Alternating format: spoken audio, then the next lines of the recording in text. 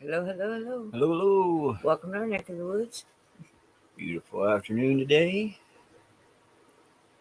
How's How's everybody? everybody doing? See Pappy and Dorinda, Frankstein. How you doing, There's Robert? Robert. Busy day today. Sorry, I was running Getting a little things ready for behind. turkey. Turkey. I'm a bobble gobble.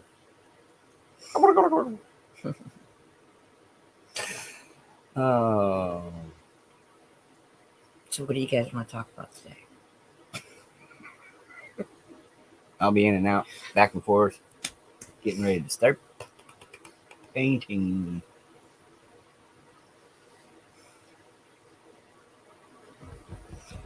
Well, I titled it Simple today because I felt like it was important. And I was watching that Lakota. Is he? I'm not sure what his actual title is. Yeah. If he's the historian or like that one Navajo guy that we like to watch. He is the historian for his tribe, and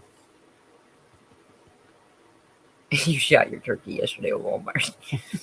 You better run a really strong earth magnet over it just to make sure. Would you stop, girl? You're a silly kitty. Yes, you are. Oh, yes, I know. Jealous girl didn't get any peanut butter, girl. Peanut butter sandwich for Didn't get lunch. peanut butter. Wanted to be up all night, Oh, all hours in the morning. poor thing. Go wake us up. Hey, It's Monty. okay. Good to see you. So we can talk food today, or we can just talk being thankful today and the things that we're thankful for. Pecan pie, ice cream, Or we can just do the normal and fall into food conversation. cup of coffee. Either way, though, I'm going to need a counterpart up here to talk to, because he's going to go now, right? Yeah, I got stuff to do. Laundry's finished up, and I'll start to paint the room. I love you, babe. Got one more thing I just got to dust real quick. I got to dust a little bit, but other than that, it won't be too loud. I promise. All my relations. All my relations. You know. I was watching the one where, is his name Charlie? Charlie Swallow? He's the Lakota. Oh, that when we were okay. I was watching him this morning, and he was talking about the way the Lakota language has changed, and I'll get back here. I heard similar tones of conversation with the Navajo. When he was talking about the meaning of Dene and what it originally meant, and what it means now, and how it's changed and it's lost some of its interpretation. See, and then when I was watching the Lakota fellow this morning, he was talking about the way it's changed and the lack of translation into the seaweed words. Because, hey, Rock, because they meant something more. Like, the example he gave was the name for a post that holds up your teepee. Right. So it meant more as a pole holding up your teepee than it does to say it's a teepee pole. It's the way, it's not only the way the words are signed in a language that make a difference, but even with some foreign languages, when you hear some foreign languages spoken fluently, they sound so romantic, and so it is the English language has the strangest arrangement of its verbs, adverbs, prepositions, all the good stuff, all the different things. But it has the strangest way, and almost no other language in the world actually has the same arrangement as English grammar, and it's very convoluted. So, when I look at different languages, I understand when people talk about the loss of translation, because and especially in indigenous languages, because there's so much more in Mitakua. I'm sorry, Pappy. Please accept my humble apologies and my greatest respect. I don't mean to keep butchering it. I will get it right. But when we talk Mitakua Oisin, stop laughing, come up and help. um, all my relations. It doesn't mean every human being. It means all of our relations. Anything that shares the spirit of the great creator, from the rocks to the trees to the blades of grass, the bug, all of it, anything. We are all related. We are all related. And so living in oneness with your relations is not just the two-legged. It's not just being okay to talk to people. It's more. There's more to it. So when we say, when the Lakota say that, all my relations means so much more than the English language can comprehend. You know? See, B Dog? Yeah. Casa Silo. Silo? Maybe I'm not saying it right. Um, yeah. So you have a literal translation, and then you have what these things meant in their original language form, right? Because everything meant something different. A, a, a foundational pole that holds up your home is something much more important than a piece of pine cut down out of the woods and used to hold up a tarp. You know what I mean?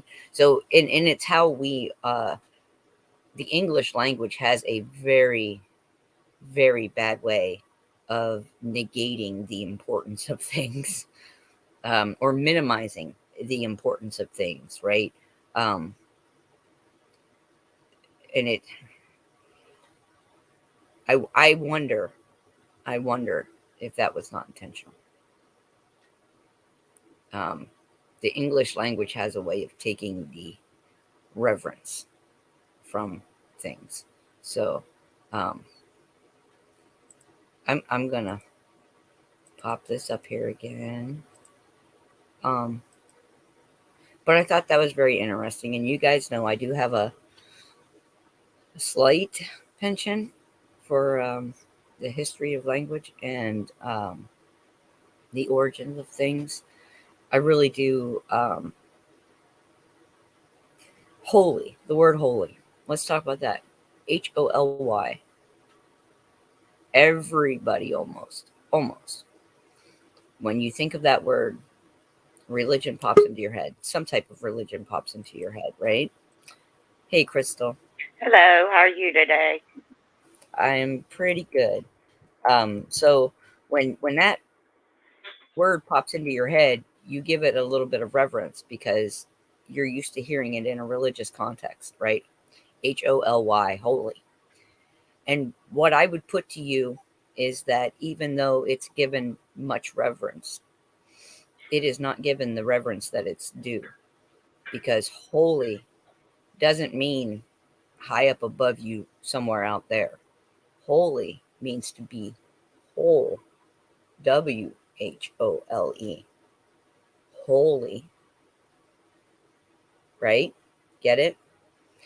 In conjunction with yourself, with your spirit, with God that's in you. Make sense? Happy Thanksgiving, survivors. Good to see you, Jeff. Gigi, Jerry, Vic. Have all, excuse me, Hey, y'all in chat. Love y'all. So, what's your plans for Thanksgiving this year? I'm going over to one of my friends' house. I'm really close to her and her mom. She takes care of her mom. So I'm going to go over there and be with them. And I was telling everybody I was just going to wear my night clothes because the time I get back, I'm going to hit the bed. My night clothes already be on. And what are you going to be consciously thankful for and grateful for this year? What blessings will you count around the table? I'm blessed that I get up and breathe again another day. I'm blessed that I have my children. I'm really blessed to have my Lord and Savior. And blessed that I have my family on here that I love so dear. We love you too. And see, there are many, many blessings that we can count in this world. And oftentimes we overlook the small ones that mean the most to us day to day.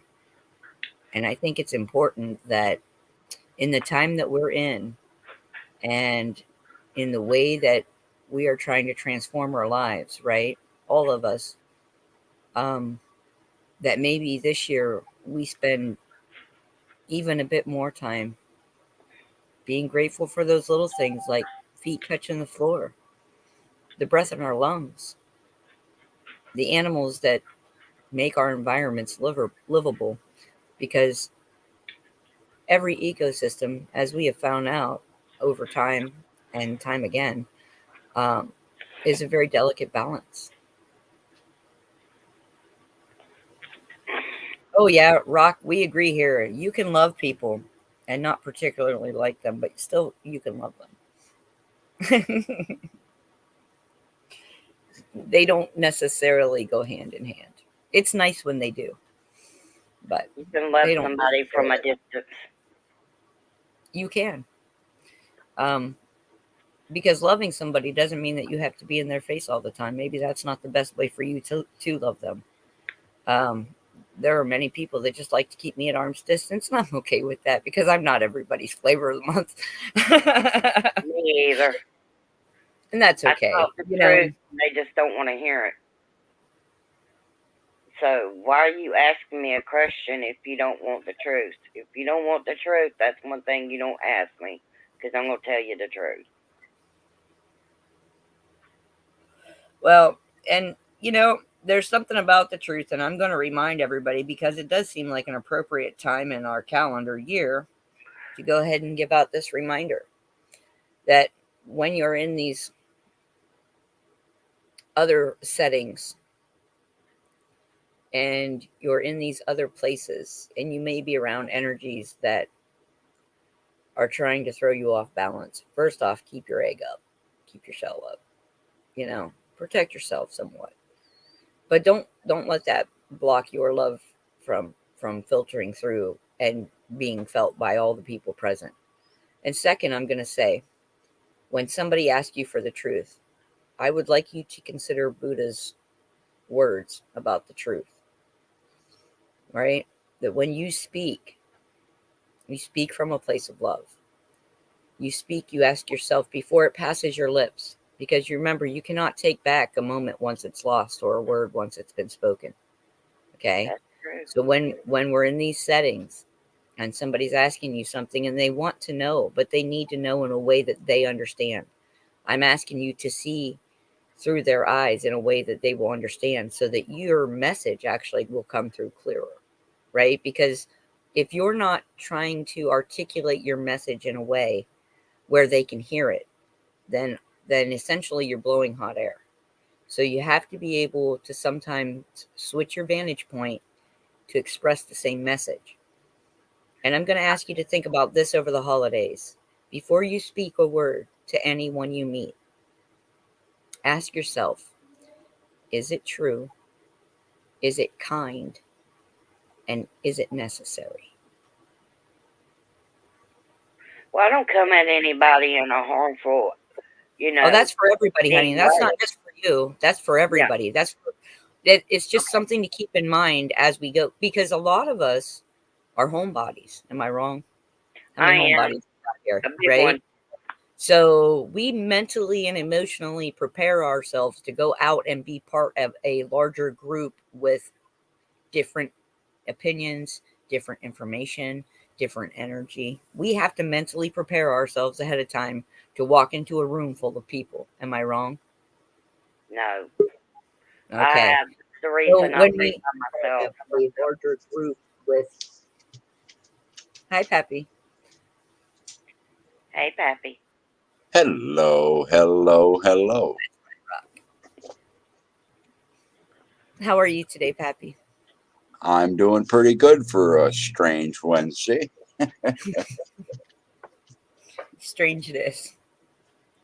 Well, I got up early because my wife had lab work to do this morning. So I went in to wake her up and say, it's time to go get your lab work done. And she says, I forgot to fast.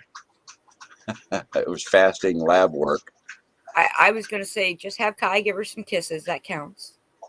What's that? Have Kai give her some kisses. That counts. Kai, Yeah.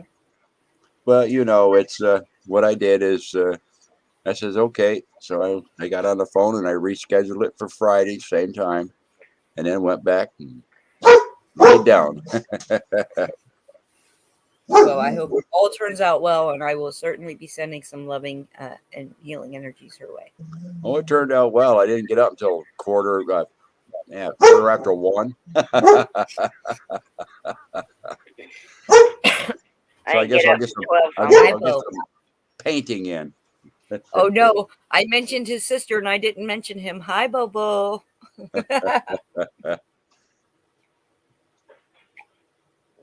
See, at least Kai doesn't get jealous.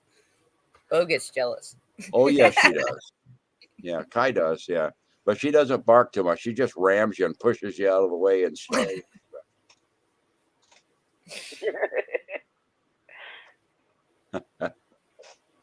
Well, I'm glad y'all are having a great day. I want to say hi to everybody in the chat.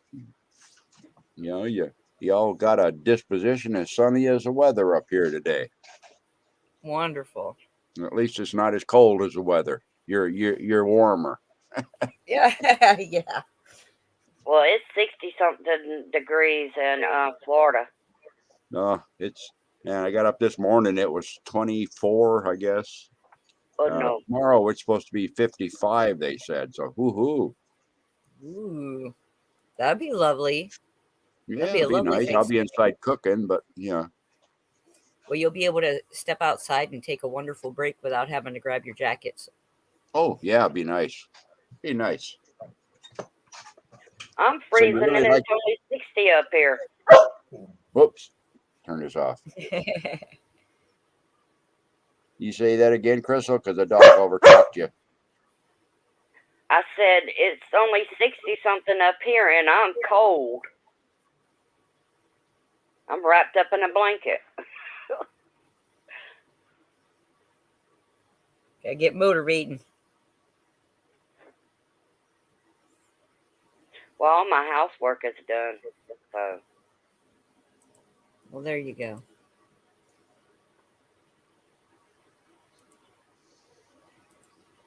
So, are you having family over for the giving of the thanks? Or are you just gonna cook a nice big old meal? Who, me?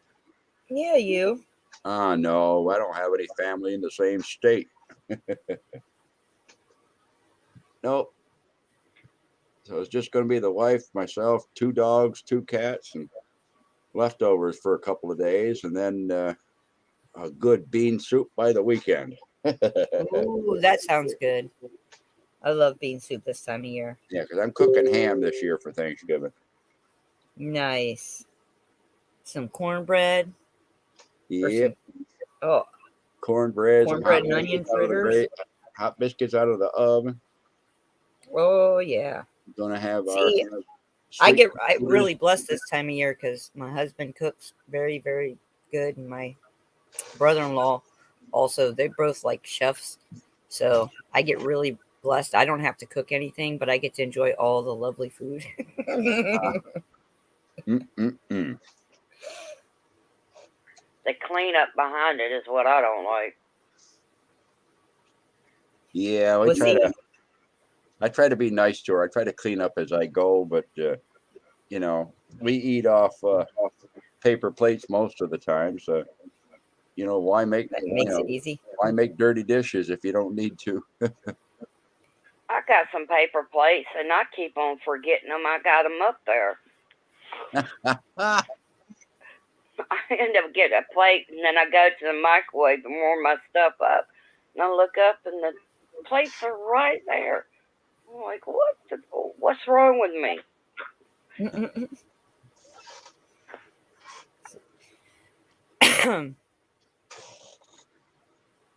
We're good. This is going to be the first year we're going to be able to be there with Jeff's mom and his brother, and both the kids will be there hopefully, and it'll be really nice.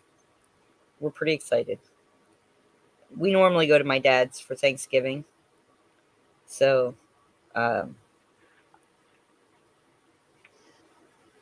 you know. Well, I think it's important, even if you don't. Well, here in this country, we celebrate this traditionally since it was made a holiday. But I think it's important at least once or so a year that you stop and do exactly that, you know, and you do it with your family and you do it with your, you know, your surroundings, so to speak, you know.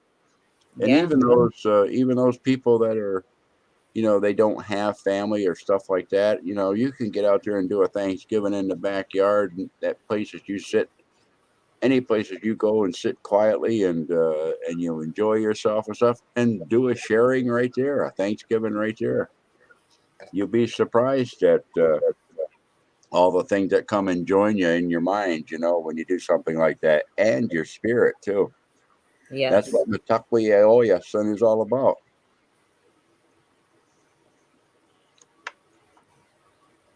How long do you think it's going to get me to get those sounds right? Depends on which direction your tongue is able to twist. You know, I'm as you working get on it. I practice every day trying to say it right. You know that. as you get into other languages, you know, what you'll find is that there's not only words said in a different way, but the emphasis and the inflection is put on a different part of the word than we're used to in our language. And then you'll have stuff like glottal stops and clicks and nasal sounds, Uh-huh.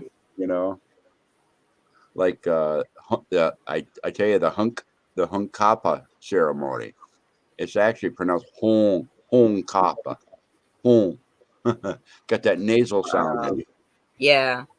See, and it probably doesn't help that I've been reading it in my head, pronouncing it in my head the wrong way for the last 30 years. Well, as long as you understand it in your head in the right way, then who cares what it sounds like? Yes, I do. I have a pretty good understanding of that. I like to think I do anyway.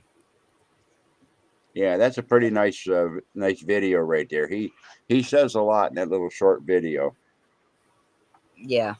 I posted the link up further up in the chat. Oh, good. Robert posted something too. You'll have to text that to me, Robert, because I can't grab it out of the chat.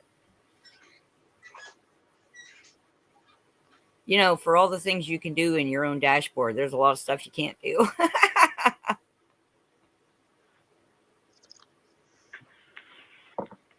It's kind of like the way going through life, you know.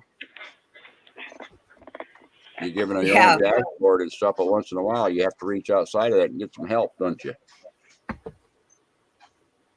Enjoy your meal, Chuck. Yeah, exactly. It's just how it happens, it seems. Oh, but I feel very, very joyful today. I'm very I had don't a know, it's message very wonderful from this my year. next door neighbor. She's really sweet. Her and her husband.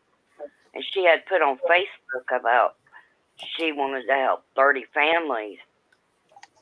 And she had put in there in the text her next door neighbor. Well, I didn't even know she was talking about me, so I texted her back. And she said, because I told her, I said, that I would help if I had the People. money too. And she just texted me. She said, "You're one of the families I'm trying to help." And I said, "Sweetie, thank you for trying to help me, but I've got enough food and stuff. Try to help those that need more than I do."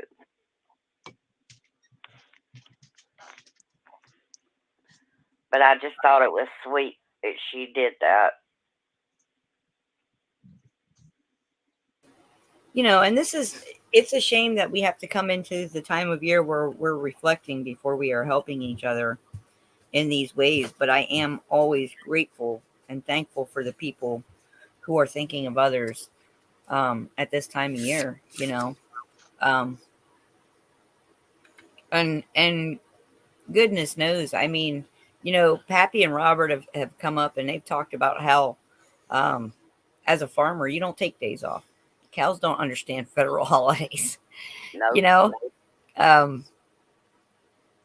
our animals and our other relations, they don't have any idea about this silly time calendar that we follow.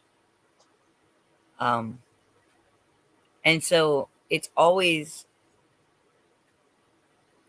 inspiring to see certain times of the year how people will pull together and really give thought to other areas. But I wish that we could do that more than just on an observed holiday. I long for that world where we live that, where we live it every day. Yes, you may. We need to do it every day and not just, like you said, on special holidays. Hey, Raina. Hi, beautiful. Hello, everyone. You ready for Thanksgiving? Yeah. Happy Thanksgiving, everyone. Happy Thanksgiving to you, sweetie. Hi, Gigi.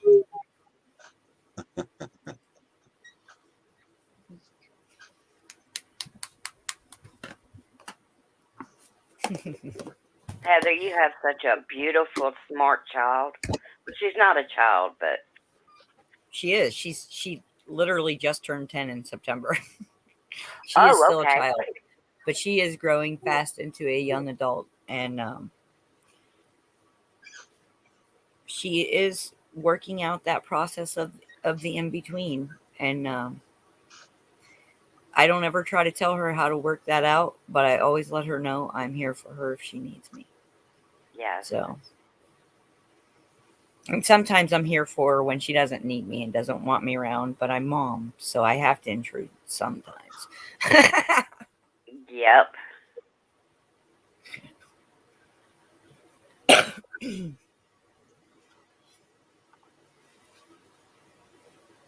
Hey, deplorable. Hey, I haven't seen her in a while. I hope you're feeling wonderful, darling. And I really do hope and genuinely want to send out to all of you that I hope that whatever your day brings tomorrow, whether it's a regular humdrum or a big family gathering, I would like to share with you to let that love feeling come in and just let yourself be a conduit for it. And your day will be blessed by being a conduit for the love energy that is everywhere. It's everywhere. It's increased. It's like a nice pink fog just blanketing the earth right now.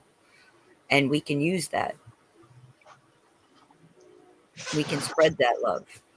And so just let yourself be a conduit for that. And be grateful for all the things, big and small. And bless the life that's been given for you so that you may enjoy that meal tomorrow. Don't just bless this food and let's eat. Be thankful for the life of the plants and the animals, of the relations who have said, okay, enough of my time and I will feed you. Be thankful for them. There's Anna. Yeah. You can come off your head now, Robert. Hiya, Anna.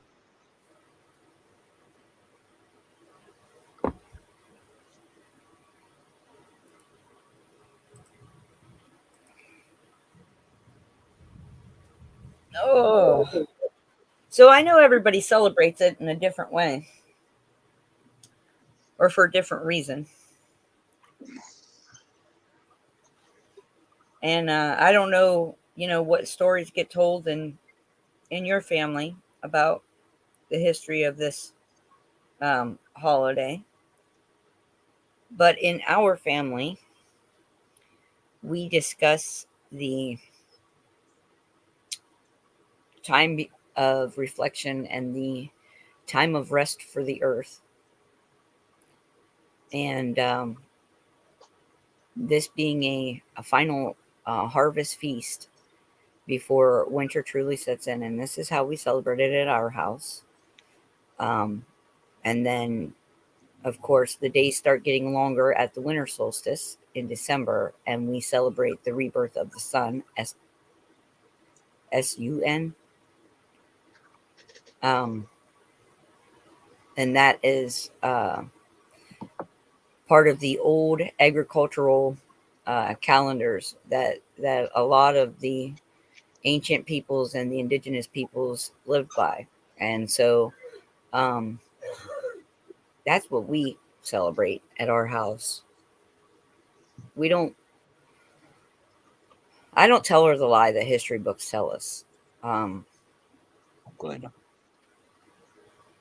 and I don't have all the truth either. So I don't tell her that story. She is aware that many bad things have happened to many good people over much period of time all around the world. Because isn't that essentially what you can whittle the entire story down to everywhere? Yep. So I don't want her to have that picture in her head when she thinks about trying to celebrate something that is, again, part of taking back our meanings, part of how we use our intent, right? So that event,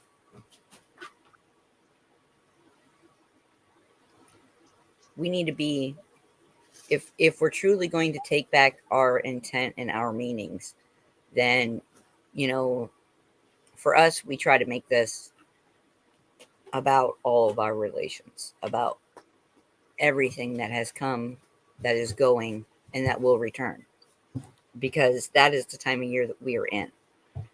Um, and I always say, well, it's time for the trees to go to sleep, don't I? Yeah. That's how we go through the seasons of our life. So I'm interested to hear how the rest of you, if you'd like to share, maybe go through some of the seasonal stuff in your life, in your families.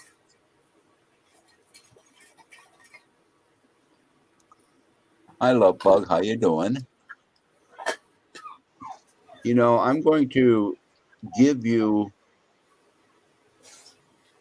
what's happened in the transition through my life and what these type of celebrations that people are taking time out of their lives really mean to me. You have a lot of these different names for a lot of different holidays and stuff, but I've come to realize that it's really a celebration of cycles. It's really an appreciation of the connectiveness of all of those cycles to make another year. It's really the connectiveness of all the work and care that's put in to produce a result. Um, that's another cycle.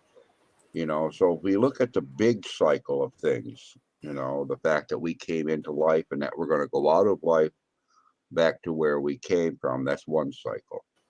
Okay, we go through the cycles of growing up from infancy to being a child and adolescent and young adult, an adult with a family and an older adult and things like that. Those are more cycles. Okay. And then we get something like Thanksgiving, and people say, food, let's eat. Okay. But if you stop and think about all of the miraculous cycles that you're celebrating on that meal, gathering together a family and friends that were part of previous cycles in your life and are still linked in the cycles that make the chain of your life. Okay. You look down at that plate of green beans and mushroom casserole, okay, with the crispy fried onions on the top. And then think a little deeper. And you say, well, I give thanks for the soil that seed grew in, and the minerals that it took up, and the water that watered it, and the sunlight that nourished it, and the spirit that went in it that made it to grow. That when I harvested it, that spirit is transferred from that plant to me. And they transferred to me. They held onto the sunlight for a little while. They held onto the rain for a little while. They held onto the earth mother for a little while, and they gave it to me. I'm thankful for that. I'm thankful for the cycle of the winged ones that's gone through life doing everything that it did to collect its earth robe while it lived with its spirit, and it transferred that to me. You know, and so I think of things in that way. I think of those cycles, and once you've done it a couple, 2 or 3 times, you come to the realization that, good Lord, that's happening every day. Yep. That's happening every hour. Okay, so what I've done is I've learned to get up in the morning and give thanks, and then give thanks before I go to bed, right? And then give thanks in the morning, so I create that cycle too, to try to remain connected to all of that. So Thanksgiving is really every day to me. That's kind of the way I go about it. Some days I got a glass half full of thanks, and other days I got a glass half empty of thanks. So that's also a cycle, Yes. But I think the important thing is that as busy as our world is, and as our lives are, and that's by design, okay, because that's we're living that, okay. It is important to stop and take a look and acknowledge it, and take away all the accoutrements of it and get to the truth of it. And then you have an understanding of how profound that Thanksgiving really is. Because, Creator doesn't ask anything from us except to acknowledge and give thanks and live. Yeah. It doesn't cost us a thing to say thank you. Exactly. Okay, And- go turn my mic off now. And I'm going to add to that, because it doesn't cost a thing to spread joy and love and to be thankful. And you and I and everyone here listening, I think, understands the attitude of gratitude, and it's just as contagious as a smile, and it costs you nothing to give. What a beautiful way to be an example for others, and to help uplift all your relations, right? We all know that when you share a smile with a person, usually you'll get a smile back or a nod or something, and it brightens their day, even if they don't know you and they're complete strangers. You know that a plant grows better when you speak to it words of love. These are things that we know. Your animals are so loving when you share that love and that thankfulness with them. So in all things, we are related, and in all things, we share energy, right? So don't forget that when somebody just keeps hitting your button, okay? You're still related to them. That button exists for a reason. And just take a woo-saw, big deep breath. Woo-saw, right? Whatever you need to do, to take that breath and go, you know what? It's okay. It's wonderful. I'm glad that you are part of my cycle. And even then, you got to give thanks for the lesson, even though it was unpleasant. Exactly. And I, for one, had to learn. I had a lot of really tough. Most people would look at them as very bad lessons. And for a long time, I did as well. And it took me a long time to understand that that was the only way I was going to learn those lessons. Right? So, whatever agreements I had made, I ultimately chose at some point in my path that I was going to have to learn this lesson the hard way. I was going to have to forge through that path. So I'm grateful for all of those times that I've had in my life, because I have learned more and more and more about myself. And the more I know about myself, the more I know about things around me, because I can feel connected. The more in tune you are with your creator self, the more in tune you are with that connection to everyone and everything, right? And perception is what it is. There are people that were born empathic, and there are times, I'm sure, in their lives where they feel like it's a curse. However, there is a blessing there and a lesson there, you know. I don't know, I'm rambling at this point, aren't I? Y'all know I like to do that occasionally. Rambling Rose, Rambling Rose. I was on the phone, sorry. Well, you're going to have to repeat everything for her now, Heather. Oh no, I don't remember it. It's gone now. Ah. It's not planned conversation. Never is. I'm not good at sticking to a script. You haven't learned that about me yet. That's my life, unscripted. Completely unscripted. It's unfiltered. Yeah, pretty much unfiltered. Life is what you make it. It is. Well, it's how you perceive it too. I think perception has a lot to do with the truths that you seek and the truths that you find. Your perception will color that truth one way or another. See, that's why I love when Pappy and Robert are talking about there's always more than one side to the truth, because there is. There's more than one view around the campfire. And so we can be looking at the same thing and seeing completely different things.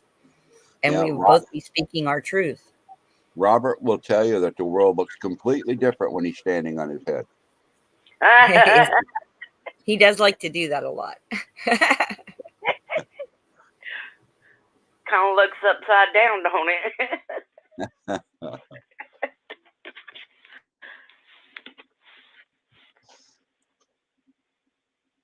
Well, you know, sometimes it's fun to do that. Did you ever do that as a child? Hang upside down from a swing set, or you head off the couch and just look at everything upside down, or even stare at somebody's face that's upside down and see how it's all completely different and everything. Yep. I can't look at anything upside down anymore. I got vertigo.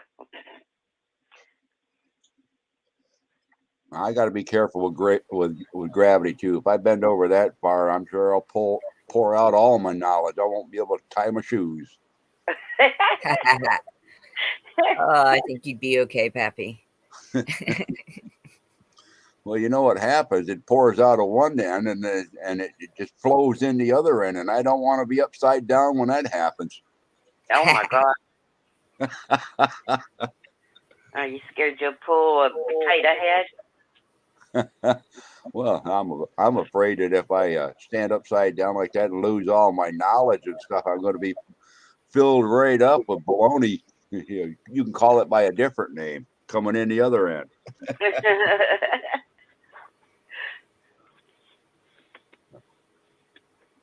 I'm looking for something. Robert says if you stand on your head, things will appear normal in these times. And you know, that's a statement that has a lot of truth, because we were told of the times that were coming when up was going to be called down, and down was going to be called up, and right was going to be called wrong, and wrong was going to be called right. The mirror of times. We are in the mirror of times. And they want you to go through that looking glass. Aha. Don't do it. Here we go. All right.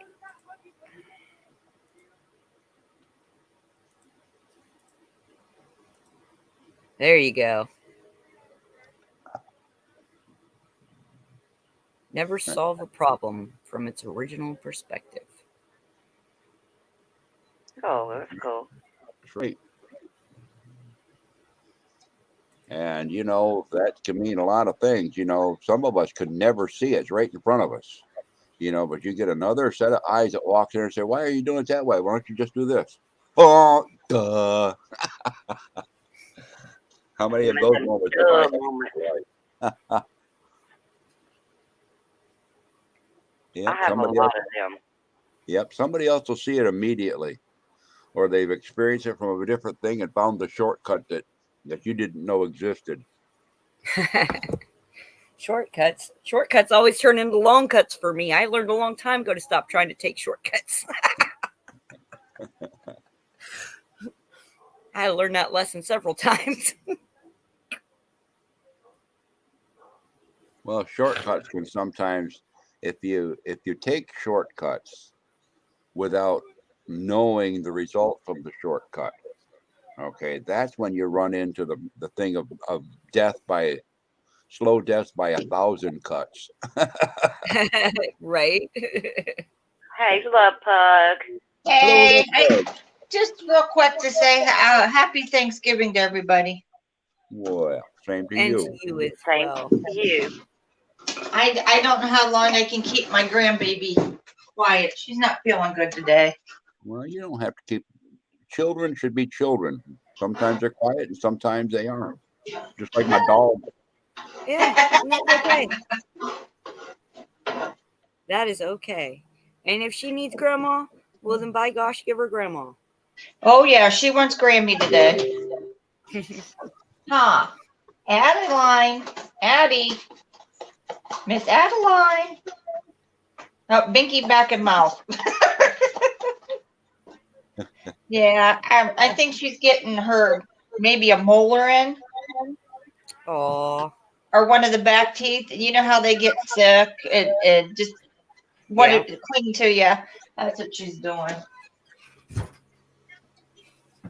And I love it. I will take it. Back in Because the I know old I don't have a long time when they're like that. You know, back in the olden days when the babies were cutting teeth, I wonder if them moms says, okay, well, we got to soften up these old hides over here anyways and soften up this sinew. Just let the baby chew on it and gum it for a while. Break the teeth out and make the sinew soft so I can sew up a new pair of booties for them. Yeah, I heard that I don't know if it was Indians or if the pioneers did, but they gave their kids leather to chew on.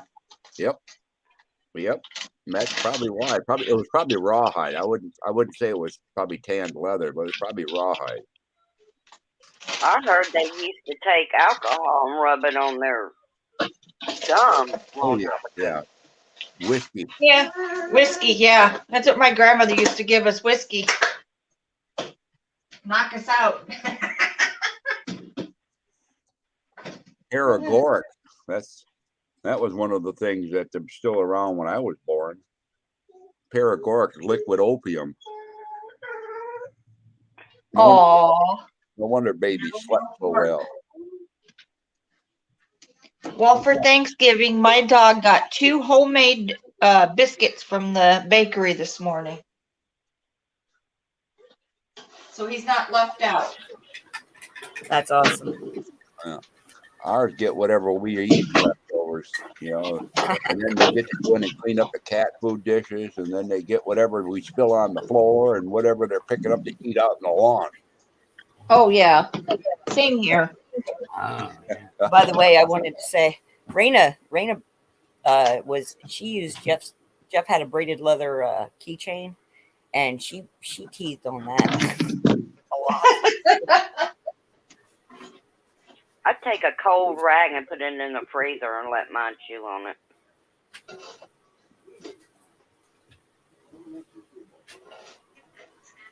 Yeah, that'll numb up the gums too. Mhm.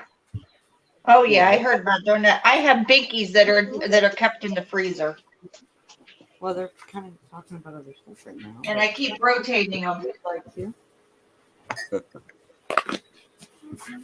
Yeah, I can remember when the babies were teething and stuff, and you take your finger and put a little bit of Caro syrup on it, and just start rubbing their little gums.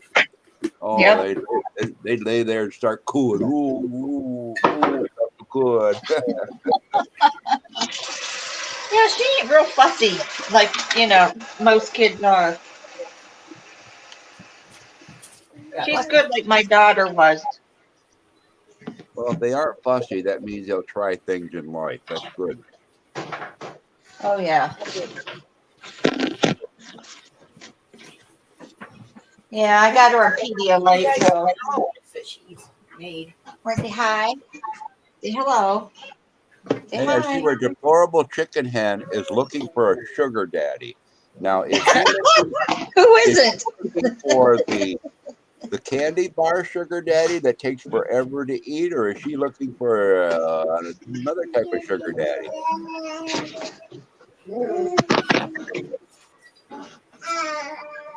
I say the type with money.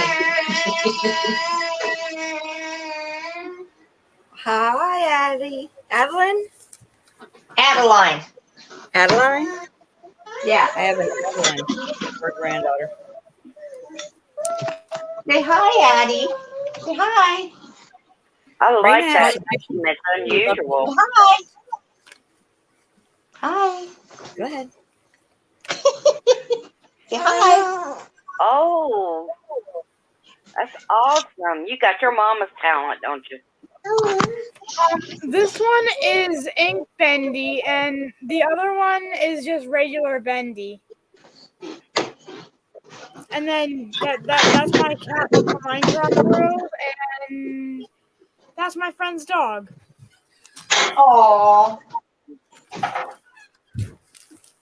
And this is the second picture I'm going to show you from a new video game that just came out recently. Hold on. This one's Cool. name, I don't know if you can see it. Aww. The name right above his head, and his name is Huggy Wuggy. I don't know the cat bee one, and then this one is Poppy, which is she's the main character. Then there's this one. Aww. You're very talented. Like her I tried mama. my best in the drawing. Oh, she does very good. Yes, she does. We're very proud of her. Yes. Thank you for showing those to us. Yes, Yes, thank thank you. you. Sharing with Sure. everybody. Yep, sharing is caring.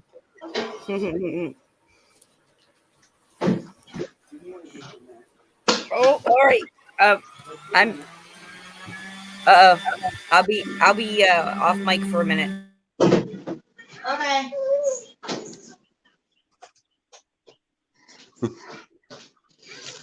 That sounds like the sound of the robot vacuum cleaner getting plugged in at 240 instead of 110.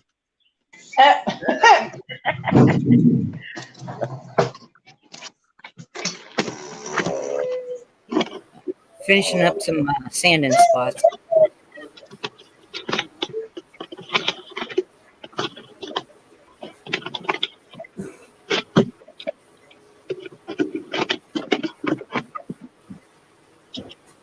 Anna, that's so funny that you say that, because that was Raina's other favorite thing was those Clausen pickles. she would get one of those Clausen spears in her mouth, and she would just and lemons. That girl loved lemons. 2 years old, Wow. wanted to eat a slice of lemon.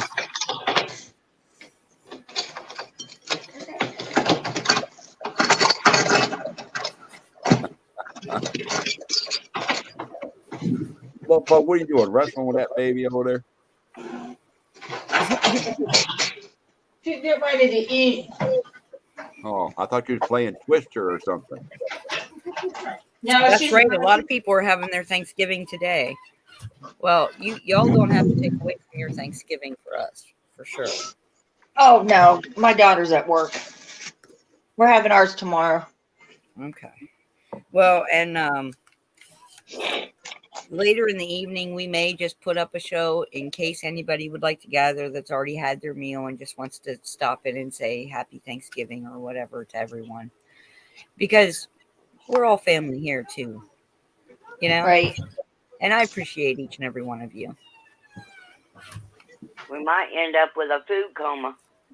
Well, it's funny you said that, Crystal, because I was actually thinking of that, but in a little different way. You know, here we are the day before Thanksgiving, talking about Thanksgiving, right? And talking about food and all the other things that are associated with it.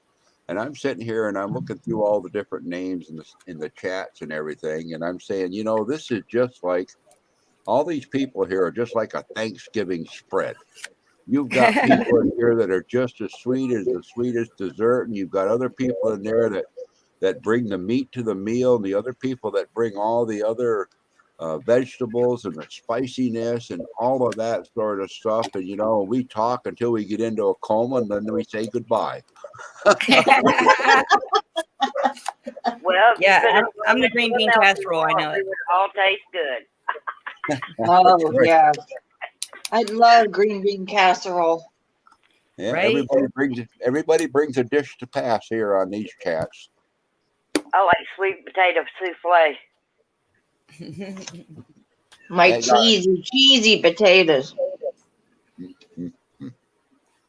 My husband's whipped mashed potatoes. Oh my Lord.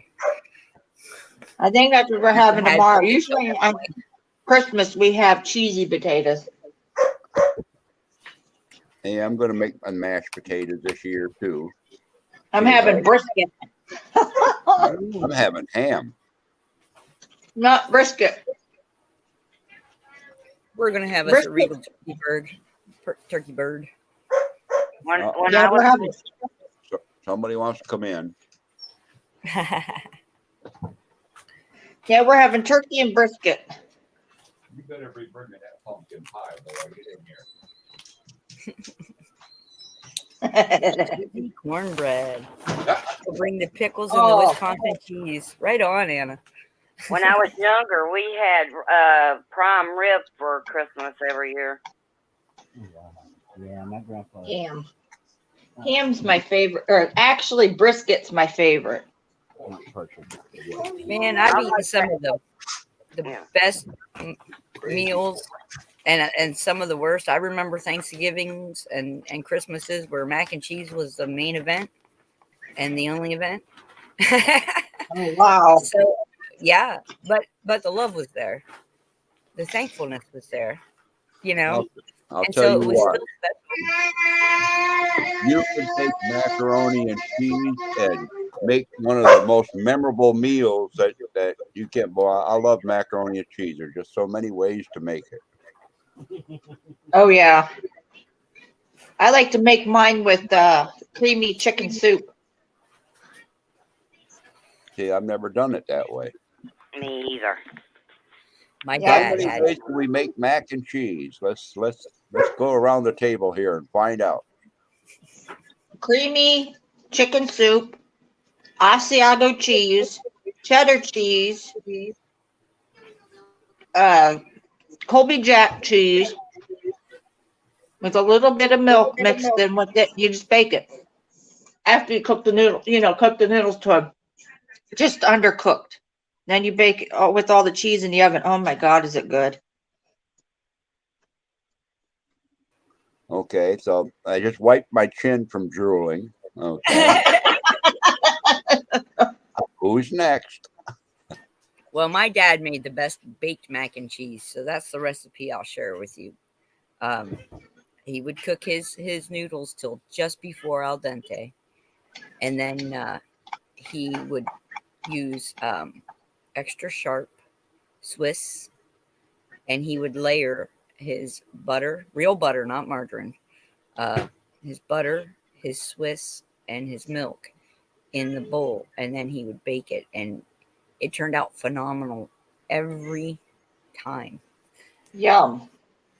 Oh my goodness! And it's the sharpness of the Swiss. My dad knew there were like multiple sharpnesses of Swiss, and he had a way of knowing exactly which one made the best baked macaroni and cheese. Well, I boil mine till it's done, and I take mine and put it in a pan, and I love hook cheese on it, which you can't find hardly anymore. A little bit of kind of milk cheese? and a little bit of butter. Stir it all up. Put the hook cheese on top of it too, and bake it. I like to put bacon on top of bacon strips across the top of mine. Oh, that sounds anything bacon sounds good. Everything's better with bacon. Yeah, but it's so high now; it's hard for you to get it. I wait till it goes on sale at Aldi's and I grab it. I'll grab 3 or 4. I don't have no Aldi's right here in town. Oh, I'm in a little country town. You blink and you're through it. Well, you know, if they sell pork jowl, it's you got to rinse the salts off of it a little bit because of how it's cured, but it tastes almost darn near like bacon.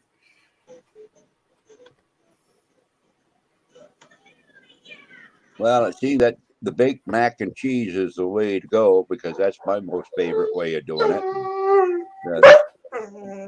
Bo Now doesn't he care. wants He'll baked eat mac and it cheese. any way he gets it. But we'd make the stop it. You come here. it's the puppy's favorite too, it sounds like. Oh yeah, he likes anything. If this comes off my wife's spoon, I swear that dog would probably eat pickle relish. But Dash would eat anything I put cayenne pepper in. He loved it but he would only eat cayenne pepper if I gave it to him. Yeah. Well, we used to use and I still have a preference. I like to make my mac and cheese with the extra sharp white cheddar. I mean, extra sharp. The aged stuff. It's almost like a brick when you grate it. Yeah. And we would make it with that. And of course, I like to have some onions and some garlic in mine. And then, mix that all together. Put a little bit of milk in it. Of course, got to have the butter in it, for that little extra creaminess in there. And then on the top of it, what I used to put was the seasoned breadcrumbs. And one of the things that I found out is you can buy the seasoned breadcrumbs. They're one thing, but if you go out and buy the bag of stuffing mix, the crouton stuffing mix. Mm-hmm. And you crush all of that up and put that up on the top with a couple of dollops of butter and stuff. Put that in the oven and bake it. Okay, so that's one of the recipes that I like. But it's got to be baked until the cheese inside bubbles up and mixes with those breadcrumbs, so it gets a nice hard crust on it. Oh, that sounds amazing. There's a second way of doing that. And the way that I modified that is, have you ever had apple mac and cheese? No. Oh, no, there's something you might want to try. Okay, I've taken little bits of apple and mixed it in with the other stuff, and then took slices of apple and put it on the top. Sprinkle it lightly with a little bit of cinnamon. Not very much, a little bit of cinnamon, and then bake it that way. Try that sometime. It's pretty nice. It's a spin on on the mac and cheese that gives it just a little extra.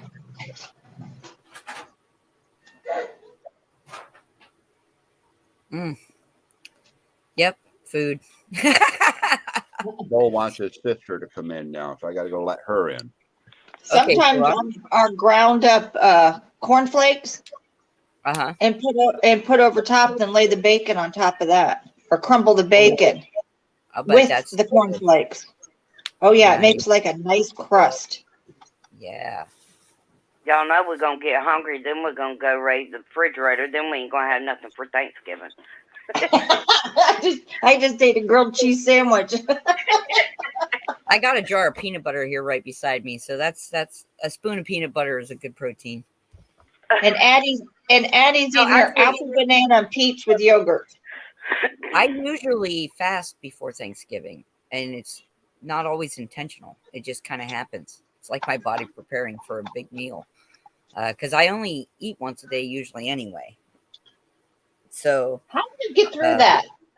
That's what I want to do to lose weight. How do you eat just once a day? I used to do it when I was in my 20s, when my if you daughter used was to a do baby. it, yeah. I mean, I've always done it. I've done it since I was little. That just came from growing up where food was not always available.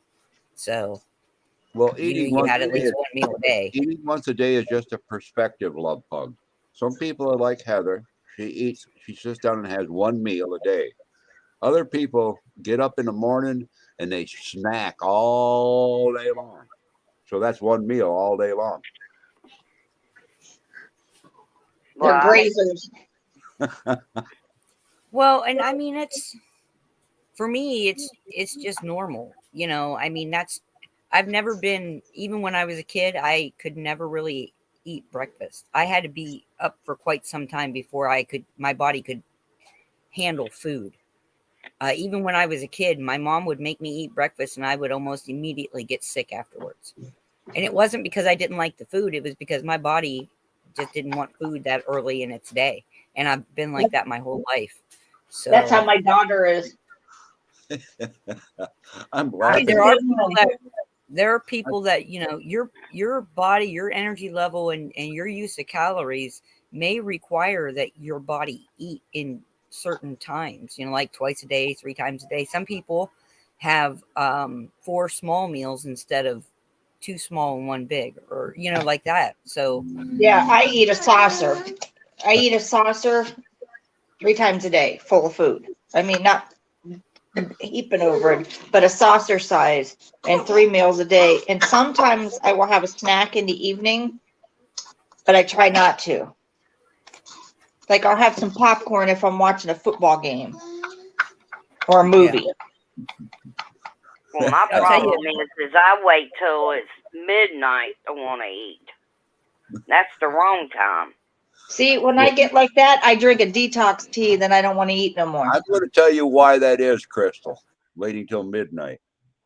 Because usually we're all sitting on a doggone chat about midnight and stuff, and it invariably turns to people talking about food. And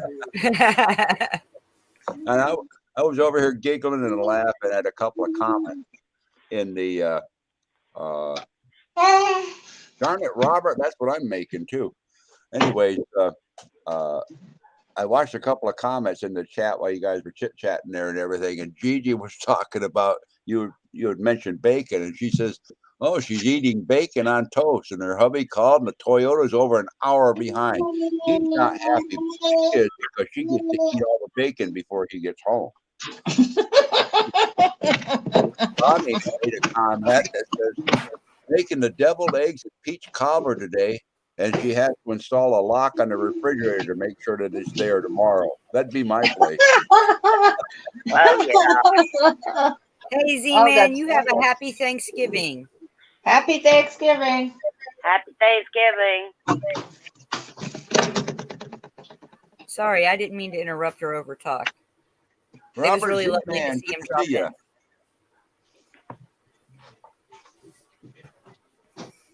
Come on in, Robert. We're talking food. So let me tell you my favorite way to have green bean casserole, which is not a casserole at all. I don't bake it in the oven afterwards. You don't. But no, ma'am. No. I will I'll get some heavy cream and I will make a cream sauce. And I like to use an aged like Romano or but I like to get like the wedge of aged cheese and grate a little bit in there so you make it a little bit cheesy, but not really when you're making your cream Right. sauce. And I like fresh or frozen green beans depending on what's available to me. And then I use baby portobellas, shiitakes. Oh, Yeah, yum. and I lightly saute those with some onion and some garlic in butter, and then I put them in. And then once I've got all those combined on the stove, I let that combine for probably about 15-20 minutes, and then I put my I go ahead and I fry up the fried onions in another skillet because it heats the oils in them, like you would if you were baking it. And I get them nice and nutty brown, and you can do that on a baking sheet in the oven too. And then I serve them right over top. That's how I like it. Yeah, I make Good. mine with canned green beans because that's what I'm used to. That's what I grew Right. up with, canned green beans. Cream of chicken. Then I add a stick of butter in the cream of chicken. Let that melt down. And then I slowly start adding sharp cheddar and Asiago cheese. Yes, I love Asiago cheese. I'm Italian. Yes. Yes. Then I put it in the dish and bake it. And then when it's halfway through, I take and I put my cornflake crumble on top and then bake it a little more. Then I add the fried onions on top. French's fried onions. If there's any left, because I usually end up eating the dang thing. That's what happens here. And if Raina gets into them, they're gone. Yeah. Gone.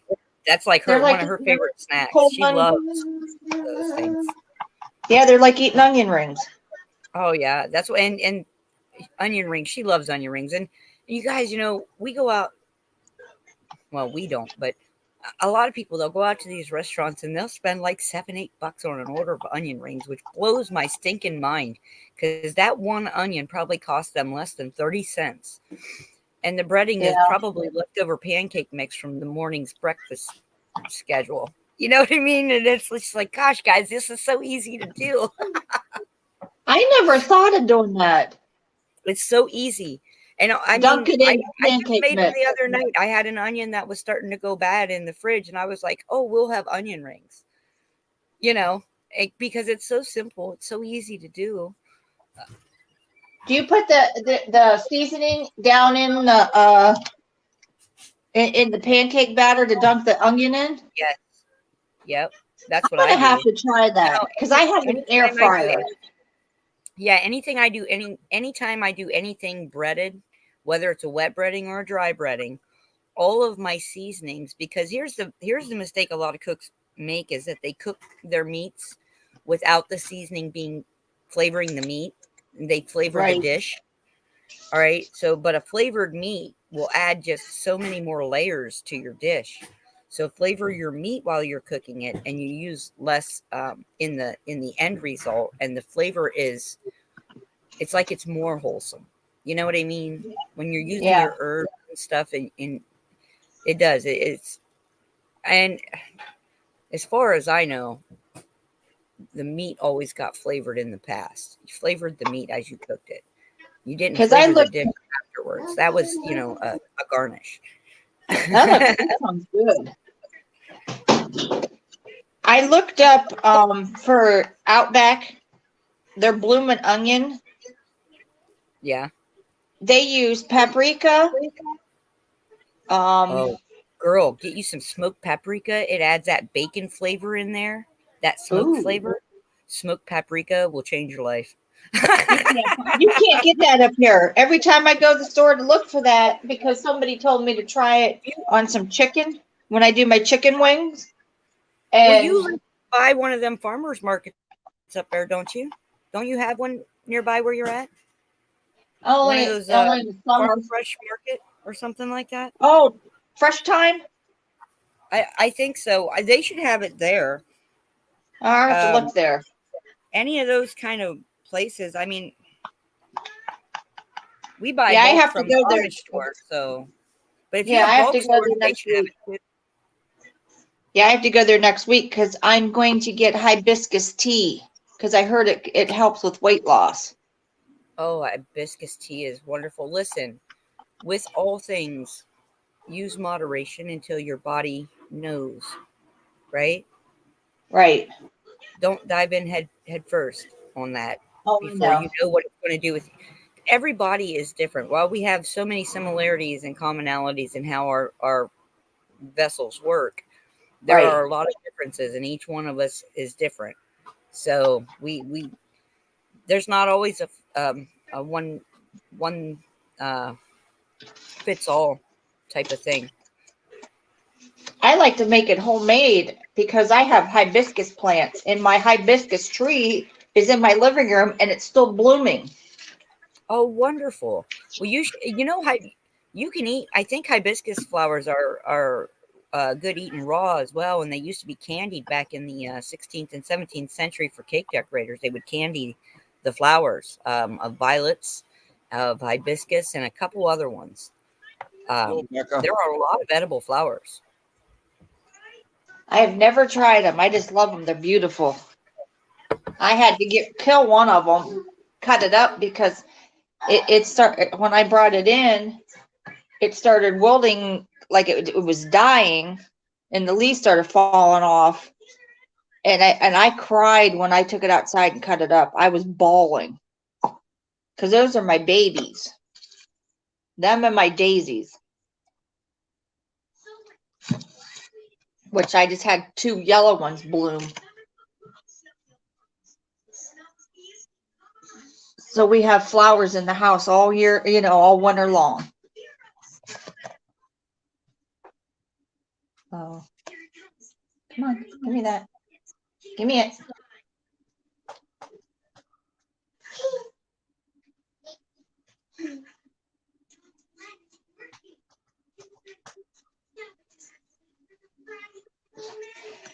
Well, I'm proud of my grandbaby. She ate a whole squeeze container full of food. I have a recipe for homemade teething biscuits for little ones. You do? I do. Of course I do. I'll have to give me your email again. I also have recipes for like colon cleanses and cough syrups and different things of that nature as well. Oh, gee. I keep them in my recipe box because, you need something, you grab the recipe box. Yeah, I don't have that. I don't know if you guys can. Here, hold on a second here.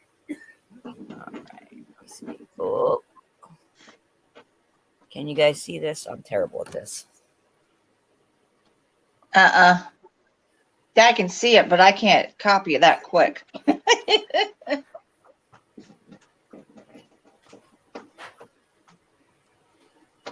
All right, go ahead and give me your email.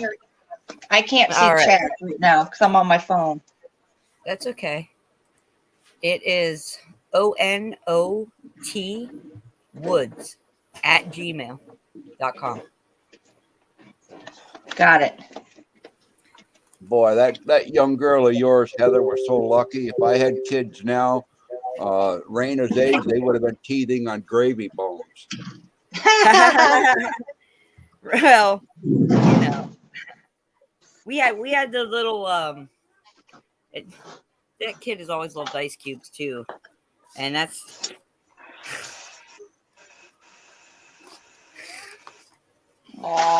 led us to a lot of issues. And still to this day, she wants, Mom, can I have a couple ice cubes? And she goes, no, you're gonna break your teeth again. Can I have this? Can I have this? Here, looky. Hold on a minute. Okay. Say hi. Hi, little one. Say hi. Hi, Adeline. How are you, beautiful? Oh, look at those eyes.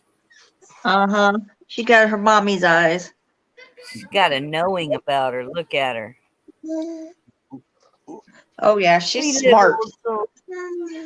She's Poor so little. did Raina see her? No, she's not out here with me right now. Oh. Oh, Bobo's giving kisses again. Oh. Okay, Addie, I gotta clean you up. Have a good day, Becca. Yes, and have a great Thanksgiving. Any of you leaving early, you have a wonderful day. And if you're traveling, safe travels. Did you come here?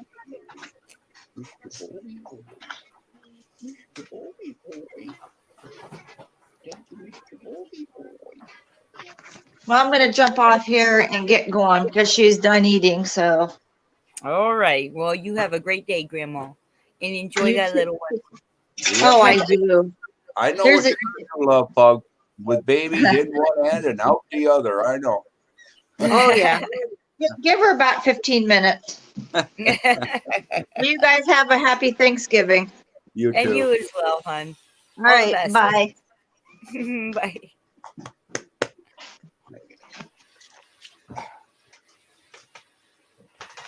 Yeah, the calm prequel day. Either people are really calm because they're not doing the cooking, or they're amping up their recipes in their mind right now to get ready to cook. Or they're like Chuck, and who's already cooking. He's just cooking away. Robert's cooking today. I should be cooking today, but I'm not going to. You know the hard decisions to make the day before Thanksgiving is what do you eat the night before? You know, Very little. Part of the cheese tray, but not too much. A few crackers, but not too many. I think tonight it's just going to be grilled bologna and cheese. Well, I got something about the cracker. I don't need no cracker because I am a cracker. With a cherry on top. No, I'm just joking. Are you in North or South Carolina? I'm in Florida. Oh, you're in Florida. Okay, so you ain't one of them real crackers then. No, I'm from. Can I from say Georgia. something about that name? Yeah. I want to say something real quick about that name. Everybody thinks that it applies to a race, and it actually does not apply to a race, but rather the person who held the whips over the slaves, who were sometimes their own color. Well, I was just joking. I know, but you know me and the words and the origins and things. Yeah. Well, you know what? Somebody learned something right there. You know, somebody somewhere picked that up and said, that's interesting. Yeah. Pappy, I was born in Macon, Georgia, and was there till I was like 12 or 13. Then my daddy got a good job in Atlanta, but we was like 45 minutes outside of Atlanta. So I grew up there too. So I'm not from Florida, but I moved down here because of my cousin, which is like a sister to me. It's funny how we travel around and we find some place that's comfortable, and there you are, you know. Yes, sir.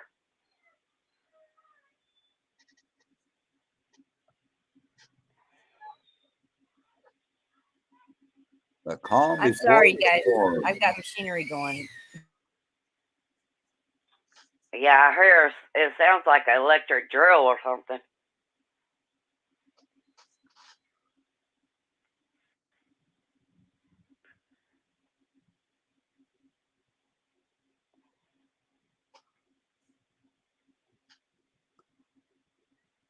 It's that wonderful little sanding machine. Oh. Whose frequency doesn't agree with me.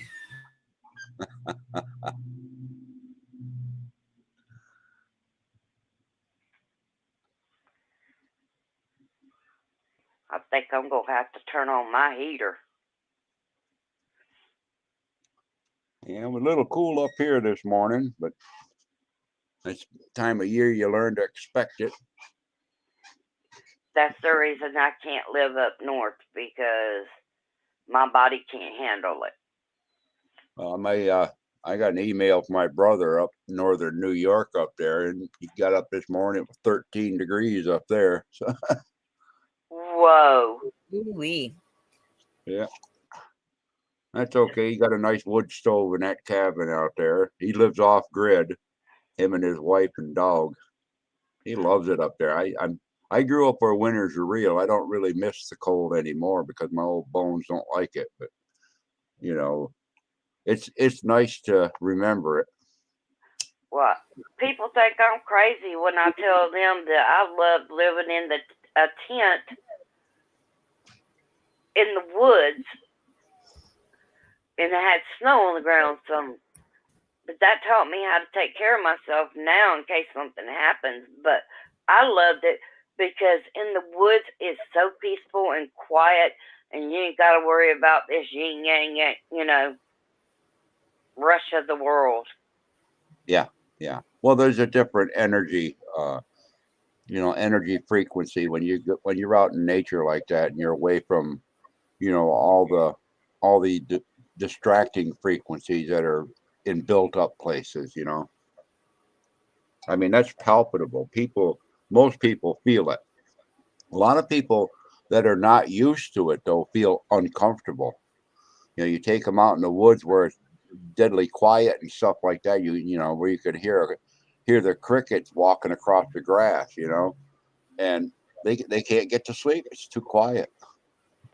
I would love to be in the mountains with a log cabin.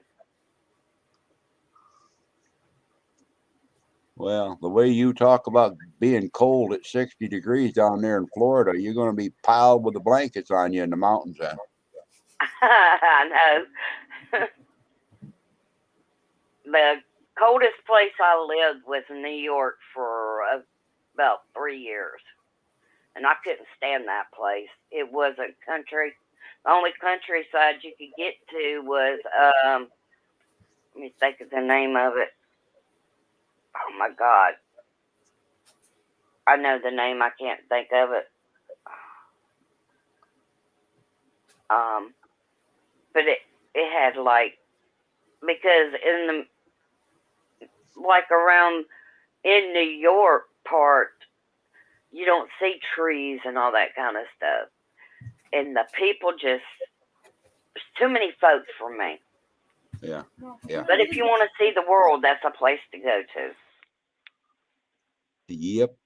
Every place is different. I've been around the world, in the military and stuff, and every place has its own distinct differences and stuff, I mean, it's a different type of beauty. For example, you stand out in the desert, you don't see much around there, but it has its own beauty. It has its own energy. You stand, and I've stood in jungles where you can't see 1 foot in front of you. It's that thick. That has a different energy and a different beauty. And you have to look in close. You don't have the wide seeing eyes of an eagle, like you do in the desert. And then you got the others with it, the mountain valleys and stuff like that. It's really, really amazing. All the differences, some subtle, but some like right in your face. And that's what's really made my life memorable, enjoyable as I look back at it. I remember the name of that place. It was called Staten Island. Oh, yeah. Man, that's crazy. You got to catch the bus, to catch the ferry, to catch the subways to get where you want when you go back across. Oh, yeah. That's an all-day affair. I hardly ever did it unless I had doctor's appointments over there. Yeah, well, when you live on an island, everything has to come in one way or the other. But when you live in someplace like New York City, that has so many people there and so much congestion, there's not a straight line to go anywhere. Even if there was a straight line, you'll get to Well, see, I can go from here to here on this map down there, and you get down to that next stoplight, and you see the sign up there. It says one way, do not enter. It's like, hello, what did you do here? Full of one-way streets and detours because they're doing construction all the time. Oh yeah. Well, that's been years ago. Well, it probably ain't changed. It's just gotten more congested since then. Gotten worse because of everything that's going on up there. I'm glad I'm not living there. Oh, there's some people that wouldn't change it for nothing, though, Crystal. Oh, I know that. They just love it. They love the hubbub, and they don't have to worry about having a car and finding a place to park, and so they're just out there living the good life that they're used to. You and I, if I want to get in someplace and go someplace, I want to get in my own car and go. I don't want to have to rely on somebody else to come pick me up. Exactly. But I know one thing, when I start, like if I was on the subway or something like that, or, walking around and I started talking, they would stand there and just look at me and listen to what I'm saying because it's so country. Yeah. Yeah. Well, you're speaking a foreign language to them. Yeah. It's not necessarily you want to have an interesting conversation. Get some people from England, the various different places in England, and then get some people from various different places in Australia, and get some people from various different places in Canada, and some people from various different places in the United States. Get them all together and say, okay, let's speak English. You can't forget the Scotsman with a really heavy brogue. Yeah, that's right. It's very interesting. I'll tell you that. Everybody has their own take on it, don't they?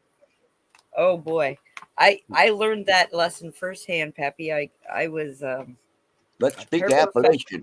I was a paraprofessional actually for English as a second language, and the amount of different dialects you run into in one language, and imagine that not being your own language, right? Yeah. Yep. There's something about language, I'm telling you. I know a little Spanish, but it's something that people don't want to hear. What's is it Spanish, or is it South American Spanish, or is it Mexican Spanish? It's just words. What's height got to do with it, Crystal? You said you knew a little Spanish. Yeah. What'd you say, Pappy? Sorry. I said, what does height have to do with knowing a little Spanish? Oh, nothing. I'll give you an example of what I mean, right? So we've got places all over the world that speak French as a language or a second language, right? So if you learned French in America, you would learn French, right? Without the colloquialism, the little sayings and things that they say in their day-to-day life. You would learn proper French from the country. Now, if you took that French to, say, Canada, to the French-speaking parts and spoke it, it would be a little bit different. If you took that French to St. Louis and spoke it to the French Creole Cajuns down there, it would be even more different. And if you took it to the Dominican Republic, it would be even more different because one of their main languages is French there as well. So it's that kind of coloring, kind of like a seasoning with culture, right? Each culture has its own spice, its own flavor packet. Kind of like our chit chats every day. Yeah. It's lovely. That's, when people say they've learned Spanish, it always tickles me because I think of language in the aspect of culture and I learned this because I had a I had a student one time who was from the farmlands in China, and she had to learn Mandarin, in order to learn English. Cool. Yeah. And it wasn't that she didn't speak Chinese. She spoke Chinese, but she didn't speak Mandarin because she came from a outlying farming agricultural area that had its own culture and its own kind of twist on the language. Just like in Ohio, we say pop, but if you go to like North Carolina or South Carolina and you say pop, they laugh because it's soda. Yeah. Down there it's soda. Up here it's pop. One of my mama's friends come down. Well, she lived down there, but she was from like Pennsylvania or something like that. And she said, "Do you want a pop?" And I sat back and I looked at her strange. She said, "What's wrong?" I said, "Well, if you're gonna pop me, I'm gonna pop you back." And she said, "No, no, no. Do you want a drink? Do you want a soda?" I said, "Yes, I would like a soda." I thought she was gonna hit me. See? I never heard Now, that word. something that was intended as a kind of like a hostess type of duty, being a gracious hostess, offering you something to drink, turned into you felt threatened. And it was, you're speaking the same language, just from different cultural areas. Yep. And that is amazing. And if we think about it like that, it opens you up to being more receptive to understanding like the little things behind it, right? Well, her body posture wasn't threatening, and her energy wasn't threatening. It was more inviting. So it can help deepen your perception abilities if you let it, right? Yep. Hey, Heather, talking about body posture and energy and stuff, did you get a chance at all to flip through the Hands of Light book yet? Yes. You Get look a at some chance. of Are you kidding me? I would have canceled a show to do that. and so I'm sure that you've probably seen some of the illustrations that they have in there. Yes. Okay, so you give you an understanding of my understanding of how energy works. Yeah, I've gotten to read through a little bit of it. I'm actually going back and forth between that one and the Ghost Dance, the last Ghost Dance, because Well, you know, you'll I had see the that similarities headache. between the two when you get done with both of them, because the core truth is in both of them. Yes, I You know. sense that. That flows I'm through tripping everything. over myself to try to read them, because I just want to absorb it. If I could just absorb the knowledge in them by osmosis, I would, just because I'd probably still read them just for the fun of it. There's something that really resonates with me about turning the pages of a book. Does that make sense? Oh yeah, makes sense. Now just remember though that Hello. it's passed along so that you get the knowledge, and then you try the knowledge. And when you try the knowledge, that's where your true understanding comes in, whether or not it's going to be something useful to you, or Yeah. or even something that you're going to excel at, perhaps. Right. I feel like this weekend I'm probably going to really be able to dig into them a little bit, but right now I'm reading in small sections, and I like to read the preface about the author and all that good stuff too, because I feel like that gives you backstory. Well, it lets you know where they're coming from. Yes. So I Okay. never discount those parts of a book. I think that they're important, or they wouldn't be in there. Yeah. And I love to read the acknowledgments too. That's another thing I do that a lot of people don't do, because that's going to tell you how this person views their circle, their family, and therefore how they how big is their perception? How wide is it? Right. I know that doesn't necessarily always pan out, but I think a lot of times if you read the acknowledgments that the author gives, it gives you a better perception of how the author is seeing the world, that they're the perspective they're writing from. Yeah. Well, usually they'll they're giving thanks to all the things that led up to their enlightenment, aren't they? Yeah. Ooh, coming to Thanksgiving again. Ooh, going around in circles here. Well, it's all cyclic, right? And that's of all the things that I've researched and done, I actually I tend to find that it's more comfortable for me to celebrate the changing in the cycles of the year than it is for me to celebrate national holidays in honor of other things. You know what I mean? You have to find your own meanings sometimes. Yep. Well, one of the things that I've always, and you probably already caught that from most of the way that I talk, is that you could be shown one thing or experience, or asked to experience one thing, but you'll see it from a different perspective. And you can celebrate the same thing that everybody else is celebrating it, but you're doing it in a way that's meaningful to you. And Right. having said that,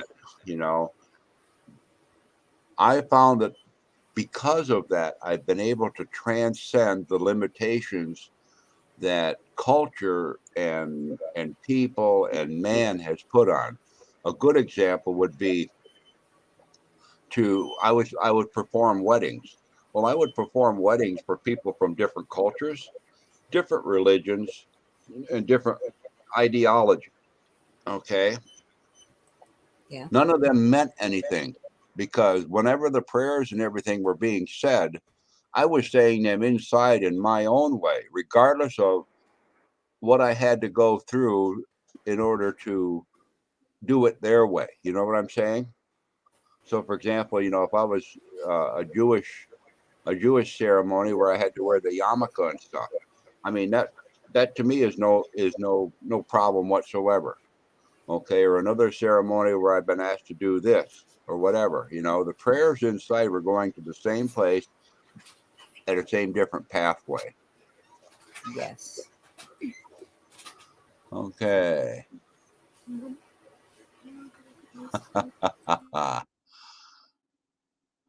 Robert's getting those hummingbirds buzzing by. Hey, Mr. Man, where's my juice?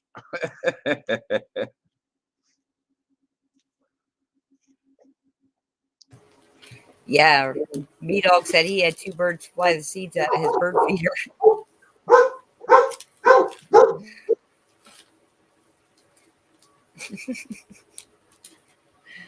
Oh, what a wonderful day. Deplorable Chicken Hen says hi and happy Thanksgiving. Hi, Deplorable Chicken. Jeff said hi back and happy Thanksgiving. And so did Raina.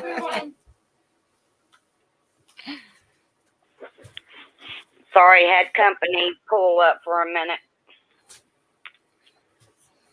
That's fine. Then We're I probably went. going to wrap it up here anyway, here pretty soon. Yeah.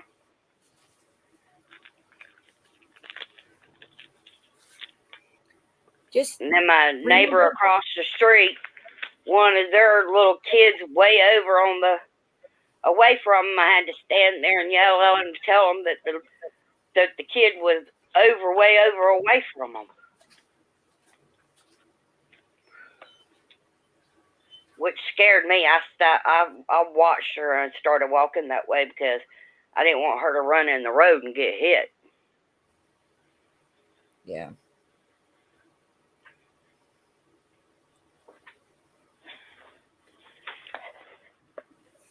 I had to go get Bobby barking in the window over there. Somebody's walking on the streets of the city. God forbid. Oh my goodness.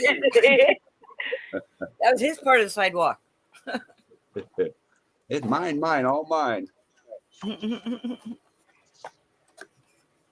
I go walking outside, and my dog goes in hysterics.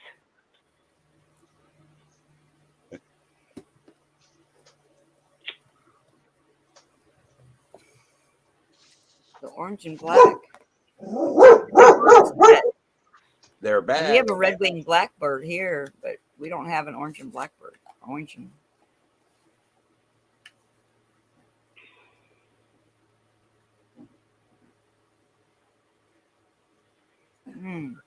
I would love to have a parrot again. I used to have a Nende conure. I don't know if y'all know what that type of bird is.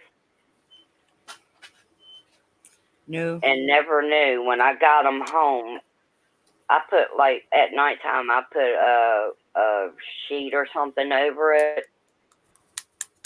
Got up in the morning the first time and took it off, and that bird was hanging upside down. It sleeps upside down.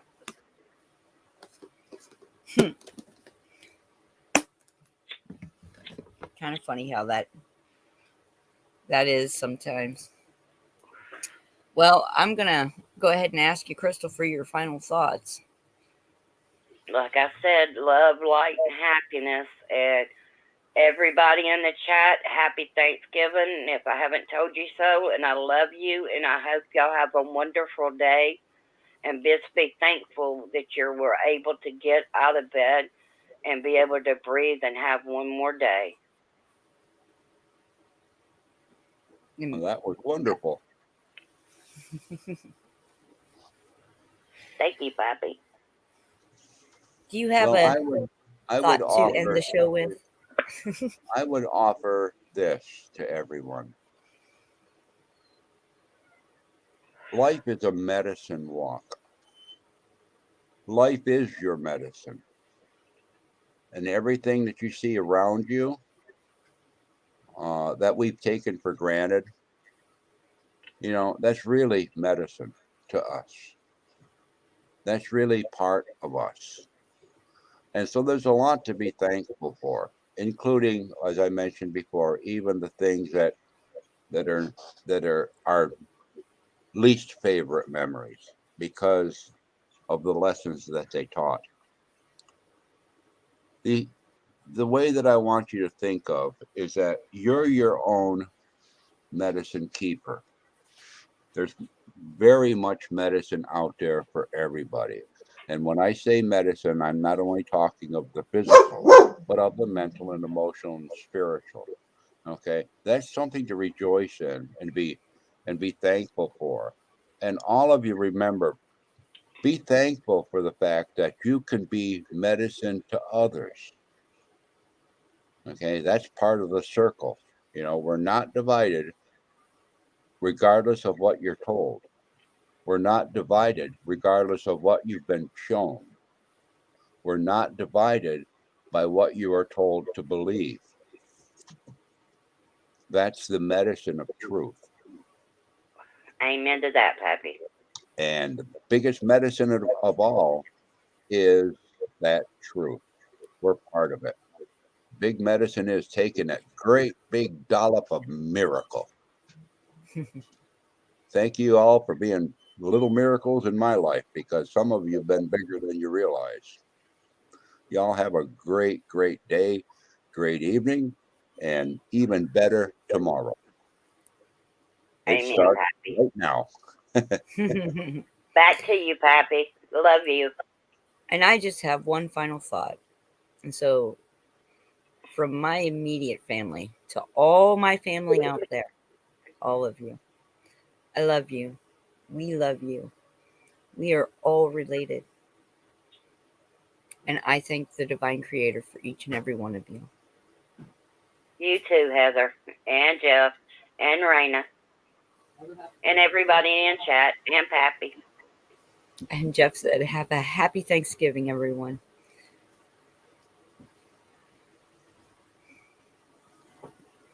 Love you all.